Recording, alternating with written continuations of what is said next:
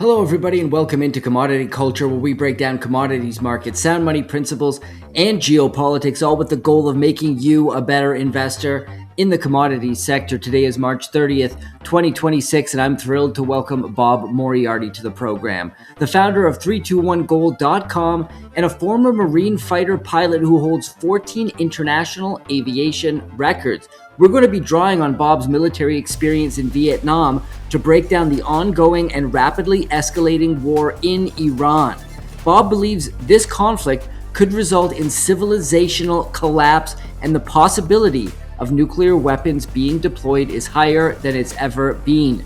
Bob thinks with Trump trapped in a blackmail web spun by Israel that he can't get himself out of, and radical religious fanatics on the Israeli side pushing for total annihilation as the global economy hangs on the precipice, things could get much worse before they get better. So strap yourselves in, my friends, for my conversation with Bob Moriarty. Bob Moriarty, great to have you back on Commodity Culture. We were just speaking before we hit record today, talking about the news cycle and how terrifying it's become. At this point in time, the U.S. looks like it could be in quite a protracted war in Iran.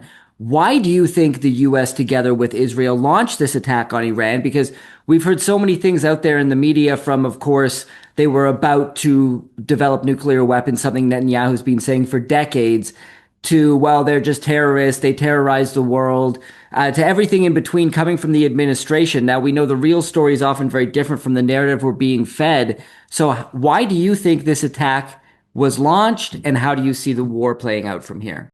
Okay, that's a really good question, and you actually touched on the answer in your last few sentences where you were talking about the narrative.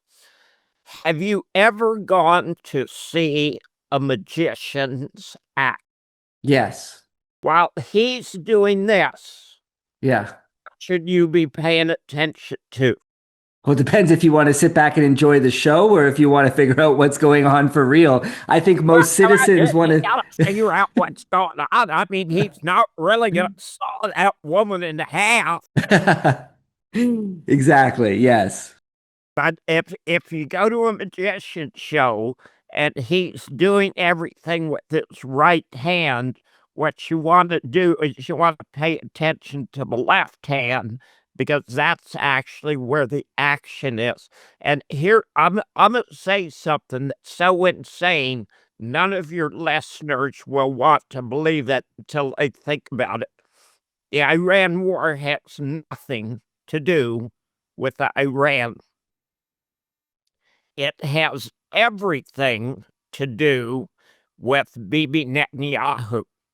Now, I highly advise people go to Tucker Carlson's website and watch the Bibi Files. It's a documentary that was done actually, I think, in 2024, talking about Bibi Netanyahu being on trial for corruption. And this is a trial that's been going on literally for 5 or 6 years. And what's actually happening, as long as Bibi Netanyahu is the prime minister of Israel, he can't be sent to jail. So what he's doing is he's catering to the most bizarre religious fanatics in Zionism, giving them everything they want so they will keep him in power. So now let's go on to the Epstein files. The Department of Justice has recently released files showing that Epstein actually was transferred out of his prison cell. A body was put in there, but it wasn't him. Jeffrey Epstein is alive. He's in Israel. There are videos of him. Jeffrey Epstein was a Mossad agent. He was the most important Mossad agent in history. He has files and videos of dozens of highly influential individuals, male and female, doing criminal acts with underage women. Those files exist. Now, since this war has started, the DOJ and the head of the FBI have actually admitted that Donald Trump had told them to bury the Epstein file. So while the war is going on here, off the side is the fact that the Epstein file is released. Some really important things that everybody's ignoring because they're paying attention to the war. So if there were 10,000 hours of videos of men and women abusing underage children, who has them now? The Mossad would have them, right? It was a Mossad agent. The Israelis have them. Yeah. They're sitting in Bibi Netanyahu's office. So on the 11th of February, Bibi Netanyahu invited himself to the White House. He went in, he had a meeting with Donald Trump. There was no press release. There was nothing, no press conference afterwards. We have no idea of what was said. And I'm going to offer a suggestion. Bibi Netanyahu sits down, he's across the desk from Donald Trump, and he said, Donald, your name is in the Epstein files 38,000 times. Now then, I've got those files. Would you like me to release them? If not, why don't you attack Iran? Now, here's what's absolutely insane, and nobody questions this. Everything that the United States and Israel have said about Iran is nonsense. They do not have a nuclear weapons program. They haven't had a nuclear weapons program since 2003. Bibi Netanyahu's been running around for 40 years threatening to attack Iran. In September of 2001, General Wesley Clark went to the Pentagon, and a former subordinate of his came up to him and said, General, you're not going to believe this. This just came down from upstairs. We're going to attack 7 countries in 5 years. And it was Somalia, and it was Sudan, it was Libya, it was Lebanon, it was Iraq, and it was Iran. Magic. Now, what did it have to do with Libya or Syria or Somalia or Iran or Iraq? Nothing. It had to do with Israel expanding their power in the Middle East. So you got a combination of Bibi Netanyahu, who wants to stay out of prison for corruption, and Donald Trump, who wants to stay out of prison for molesting young women. Now, if Donald Trump was Epstein's best buddy, and according to Donald Trump and Epstein, they were best buddies. If Epstein was fooling around with young women, so was Donald Trump, okay? You have to be stupid to believe that he wasn't. Of course he was, and that's why his name is in there 38,000 times. So, for the first time, you can help me out if you know better. I can't think of any time in history where one major power attacked another peer based on some tiny shit-for-brains little country saying, hey, we're going to blackmail you or you attack them. Why on earth did the United States attack Iran? And the answer is, I don't know. And they've come up with half a dozen different reasons. But let's look at Iran's point of view. What does Iran want out of this war?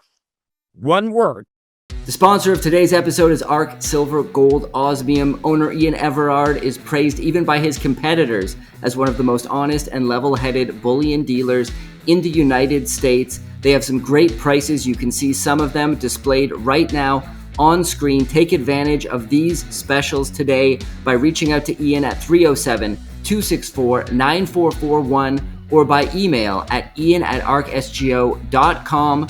Make sure to tell them, of course, that Commodity Culture sent you. And now, back to the interview. They want to eliminate the threat of Israel's expansion in the Middle East, I would say. Switch that. Instead of looking out, look in. They want to survive. Right. This is an existential war. There's absolutely no question in their mind Israel would like to create a failed state like Libya, like Lebanon, like Syria, like Iraq.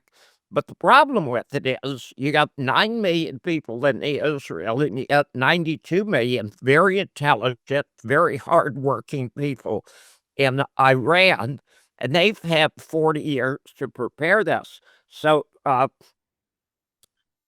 the two negotiators for Trump, who are nothing but real estate brokers under a different name, and actually they would be better used car salesmen than real estate brokers, have no clue as to the history of Iran.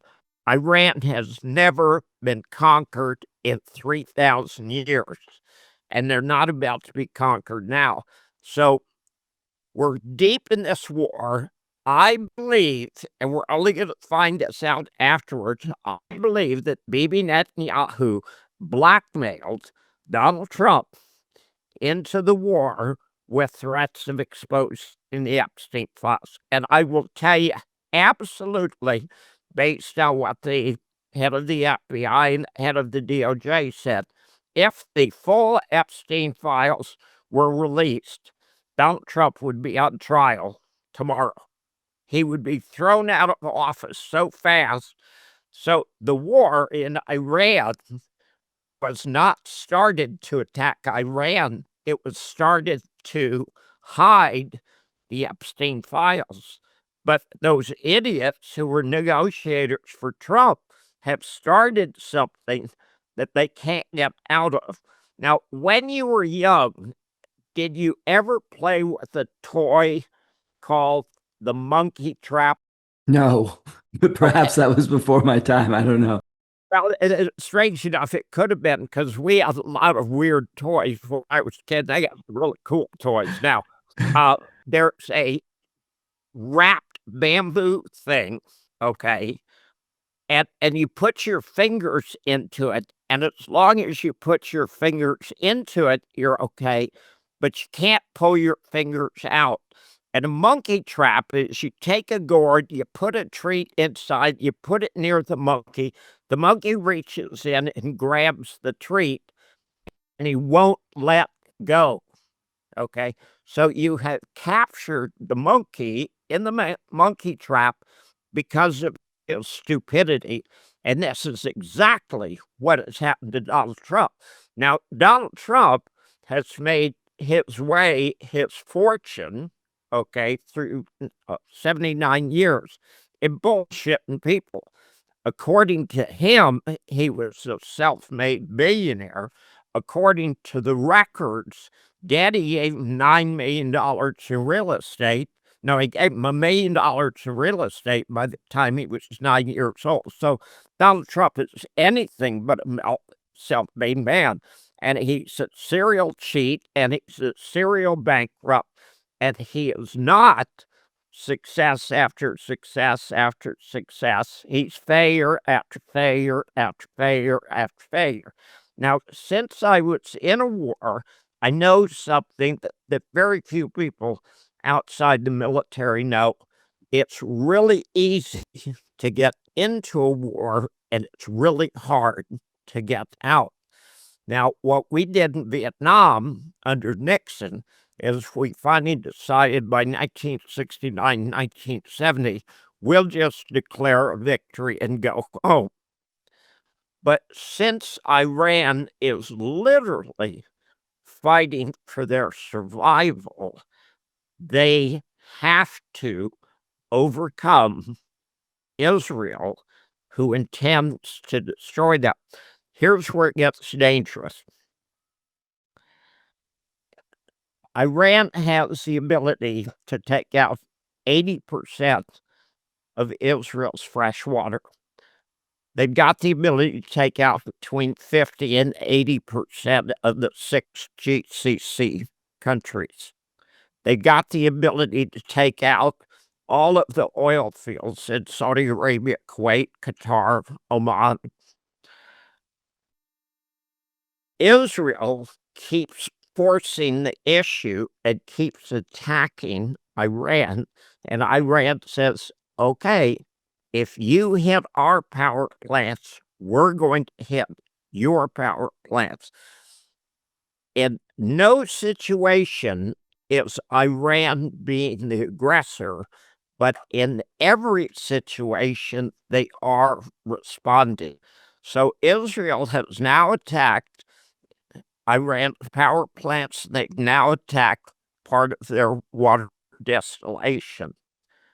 That is so dangerous because Iran has the ability to retaliate now, and they're not going to. Now, let me read something to you. What do you suppose the worst case situation is? What could happen that would really, really, really be bad? What do you see? Well, it's already pretty bad, but I would guess a nuclear weapon being deployed would be one of the worst case scenarios. Whether that and if that happened, it would probably come from the Israeli side, I would imagine. Special consultant to the United Nations resigns. 48 hours later, leaks nuclear attack planning for Iran. Israel is begging to nuke Iran. Now, you and I have talked many times, and you've heard me talking about how the debt-based system of the West is going to collapse and the resource-based system of the East and the South. The power is going to shift to the East and the South. We're there. Okay. But it could go literally civilization ending in a few days. Okay. Israel is run by a group of religious fanatics who are sociopaths. The United States is run by a narcissist who I'm convinced is being blackmailed. And the United States is going along with it. Now, some of the stuff, let's talk about the ground attack. I was in the military. I was in Vietnam for 20 months. We do not have the capacity to launch an effective ground attack in Iran. We could do some pinpoint attacks that would be absolutely meaningless. And there's a good chance that Special Forces or Delta Force could do that, but it's not going to change anything whatsoever. One of the things, and they're going to be writing about this for the next 100 years if we're still around.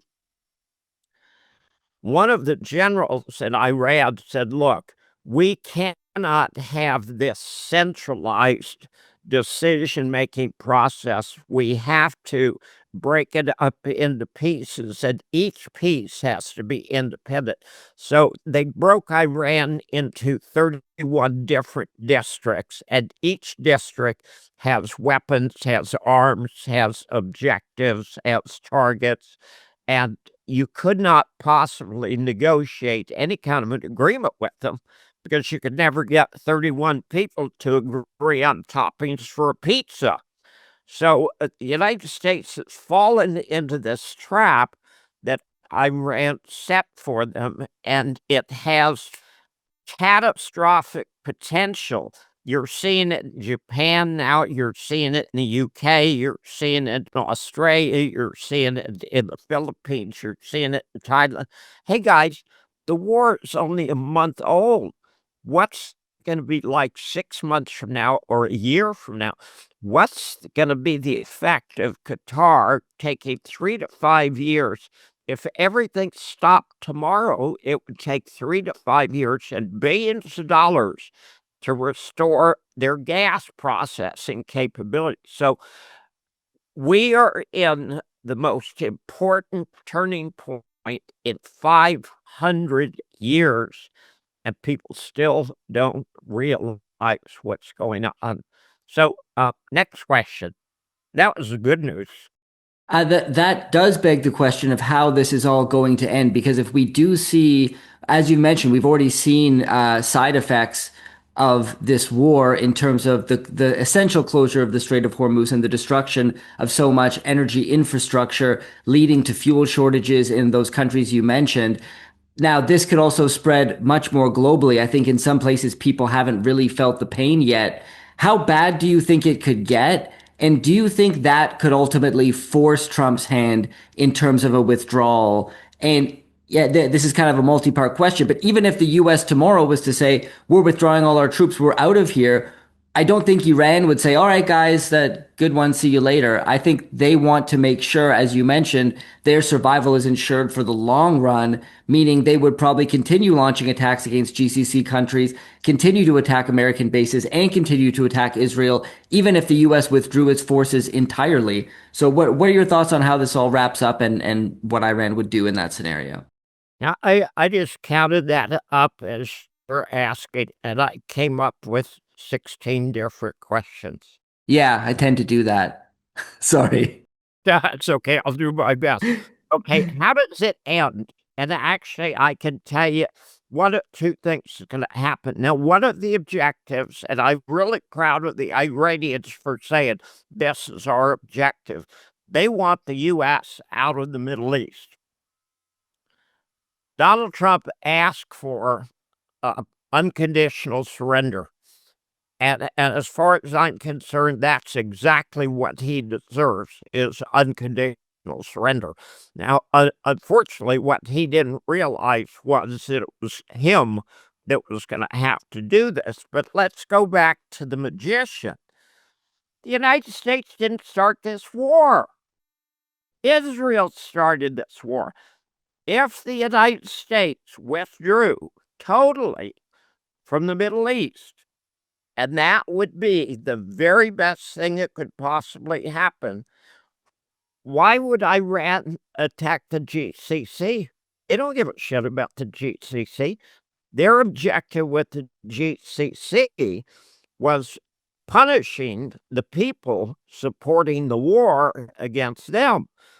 And that's the United States. So once the United States withdraws from the war, there's no reason whatsoever to focus on the GCC. However, so you're saying if the U.S. chose to withdraw all military presence from the GCC as well and completely remove itself from the region, as Iran has demanded. Right. And that would be a really good solution, and that's what the solution should be. I would highly encourage all of your watchers, look at a map and look at all the U.S. bases in the Middle East totally surrounding Iran, and instead of whining about a fictional nuclear weapons program that 18 U.S. agencies have said there is no such thing, instead of whining about Israel demanding for 40 years that Iran give up their sovereignty, if the United States said, okay, baby, we're out of here. Now, I'm going to tell you from a military point of view, and if you interviewed 20 guys with military experience, I got more experience than all 20 guys that you could get on your program. We lost. They had kicked the shit out of the United States.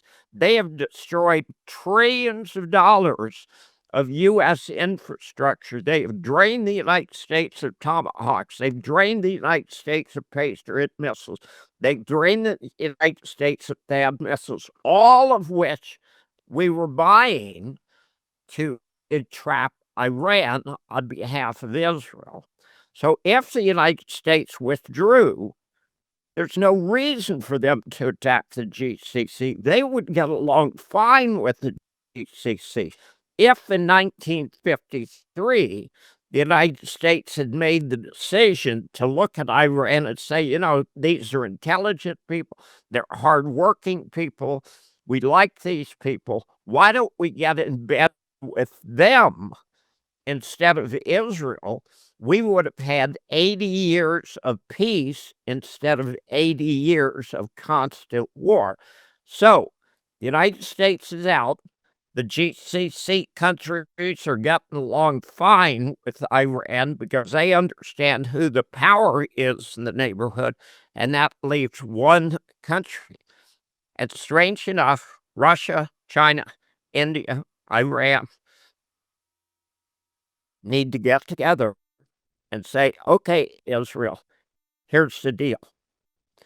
You either learn to get along with your neighbors, stop this greater Israel bullshit based on religious crap from 2,000 years ago. Stop threatening Egypt. Stop threatening Lebanon. Stop threatening Syria. Stop threatening Jordan. Stop threatening Iraq. Stop threatening Iran. We get along just fine, okay? We need handcuffs on Israel. Now, is that going to happen? And the answer is, I'm not sure. If it doesn't happen, nuclear weapons are going to fly. Israel is just dying to nuke Iran. Killing people has nothing to do with winning wars. If they took out 10 million people in Tehran tomorrow, and they could do it this week, it would not change the course of the war. Israel can destroy the Jewish religion for the next 500 years if they choose to, or they can learn to live in peace with their neighbors. The chance of a nuclear weapons thing, and this thing about the UN consultant, there's a lot of nonsense narrative on the web, but I believe there's an excellent chance that's true, and an excellent chance that the United States and Israel are talking about an atomic weapon. The question has to be, would Donald Trump allow a nuclear war just to hide the Epstein files? And the answer is fairly obvious.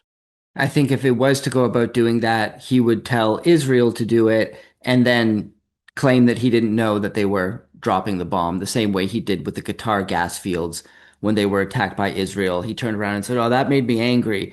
He probably knew that was going to happen. It's all a show.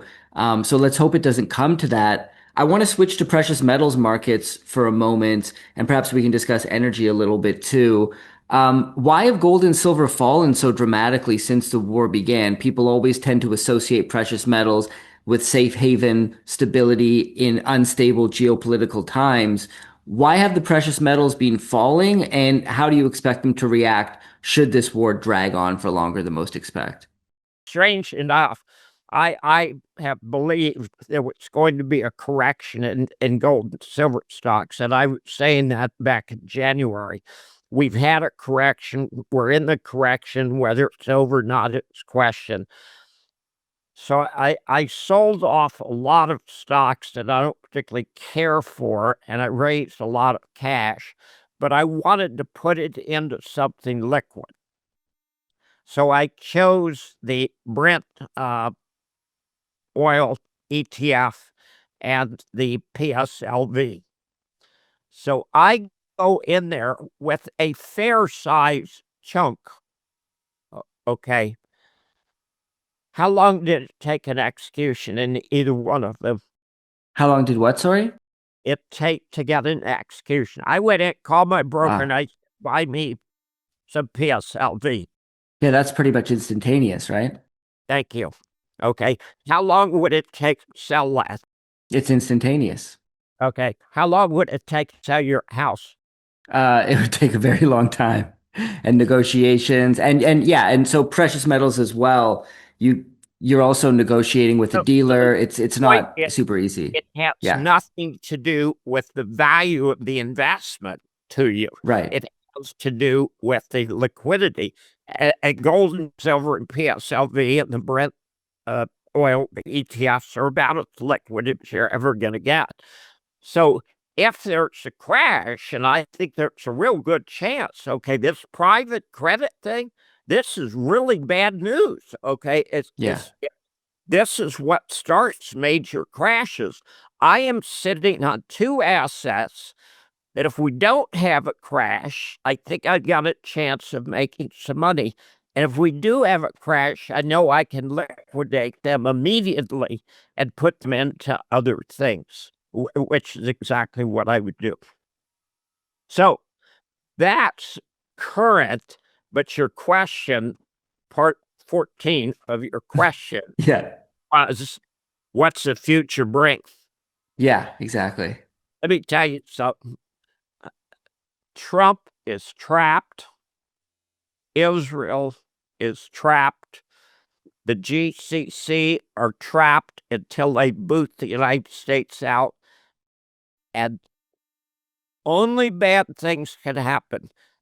Iran has told the truth this whole period of time.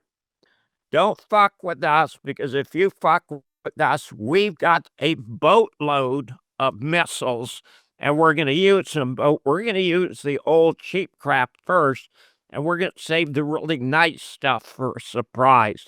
Bang, bang, bang, bang, bang, bang, bang. They are doing damage like I have never seen, and I've controlled hundreds of airstrikes. It terrifies me how effective their weapons are. They have run the Gerald Ford out of the area. They've run the Lincoln out of the area. These troops who are coming in on these helicopter carriers do not stand a chance in hell of landing in Iraq, because those ships will get taken out when they're 150 miles away. So from a military point of view, the planning, the execution, the weapons on the Iranian side are absolutely incredible. They hold the moral high ground. Whether Trump wants to continue to be stupid or not, whether the religious freaks in Israel want to continue to be stupid, I can't say. But this is the most important turning point in 500 years, and this is something I've been predicting for years. All of the power is going to shift to India, China, Russia, Brazil, Iran. And the debt-based system of the West is collapsing. Ray Dalio predicted it. He said when you hit stage 6, that's when the big countries start saying, okay, there's no rules. We can do anything we want. We can ignore treaties. We can ignore the UN. We can ignore all human compassion. We're there. The Munich Security Conference, Rubio got up and said, okay, we're the United States. We can do anything we want to. Really? Why are we embargoing Cuba? How is it in the best interests of the United States to embargo Cuba?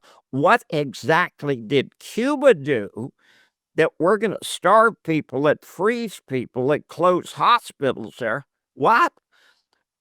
We are no longer the good guys in any way, shape, or form. We are now the terrorists, and that's not a good thing. Yeah, and I think some could argue that the U.S. has been terrorists pretty much since post-World War II. I mean, even within World War II, there's some questionable things. However, I want to ask then, in the scenario the picture you're painting, I assume you would believe that that would lead to much higher precious metals prices, both gold and silver, correct? No. No, okay. So would you want to be holding gold and silver in such a scenario or not? Well, here's what I would not want to hold. Yeah. I would not want to hold any asset of the debt-based Western system. So the strange thing is, you're looking for me to say gold's a good investment. Screw gold as an investment. You don't want to be in dollars. You don't want to be in bonds. You don't want to be in U.S. private credit funds. You don't want to be in any of that crap because those are absolutely going to collapse. You want to be in something real. And the best, do you have any idea what best way to test an investment for reality is? No, but you do. Drop You it have on so your much more foot. experience than me. Yeah. Drop it on your foot. Okay. Hurts, it's real. So what I'm saying is, rather than talking about gold and silver as an investment, gold and silver isn't an investment. Gold and silver is an insurance policy against financial chaos. Anybody who's watching the show who doesn't understand, we got a lot of financial chaos coming really soon. You're not paying attention. So they're not investments, they're insurance policies. But what's going to happen to them? In nominal terms and in dollar terms, they're going to skyrocket because they're real.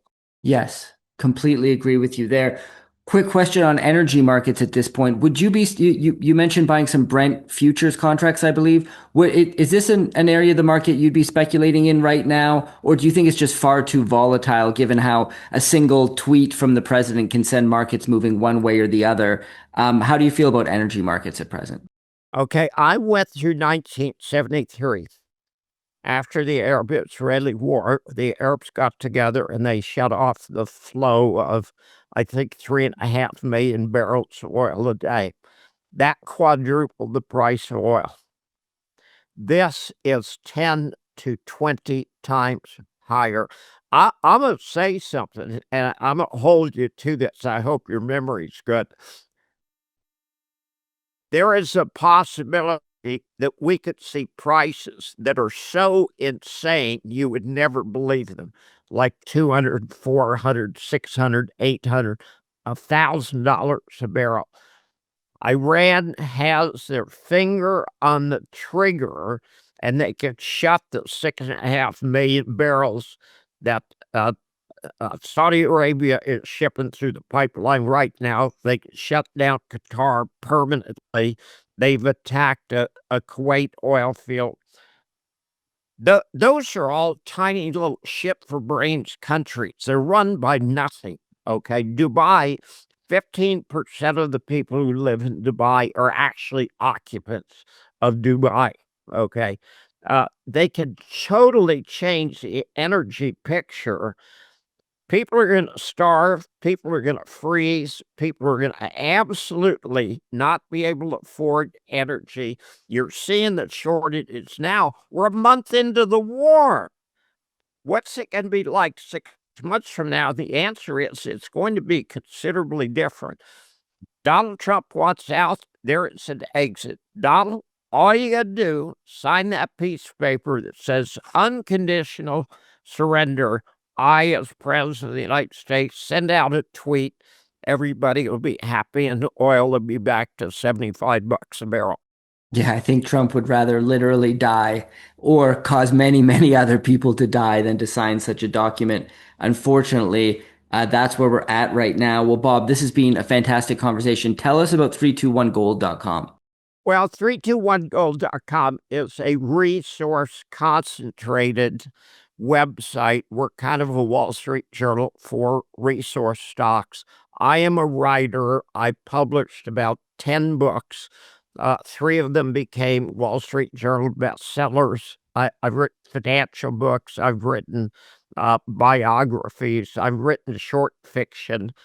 I have a very wide range of things that I can write about, but there are 2 financial books in particular. Nobody knows anything in basic investing in resource stocks. It would be very appropriate right now. And unfortunately, things are happening so rapidly that trying to describe what's going on in the world now is impossible because there's so many variables. We could have atomic bombs being dropped this week.